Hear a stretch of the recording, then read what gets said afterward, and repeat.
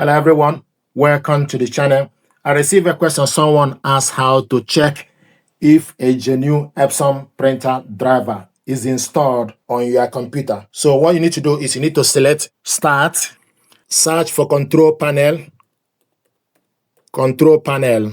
System. Select on the Control Panel. Then from Control Panel, you will see System and Security, Network and Internet, Hardware and Sound, Programs, User Accounts, Appearance and Personalization, Clock and Region, Ease of Access.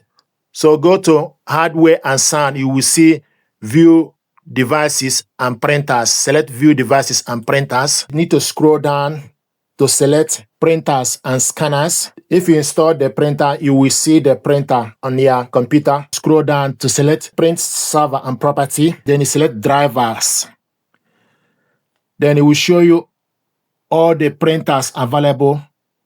If you scroll down, then you select particular Epson products. Let's say Epson ET2860. Select on it. Then you select Properties. It will show you the product name, Epson ET2860 series. You will see the product name. Make sure you can see the product name for you to know that this driver is installed correctly.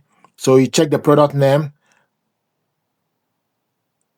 So once you go to the property, select that particular Epson product, then select View Properties. Then it will show you if the printer name is displayed in the list. So you can see, once check the driver, then you select Properties, check the driver tab. If the printer name is displayed on the list, a genuine Epson driver is installed on your computer, and you can see that the printer name is on the list here. So this is how to check if you installed correct Epson printer on your computer. Thank you very much indeed. I hope this helped you. Thank you.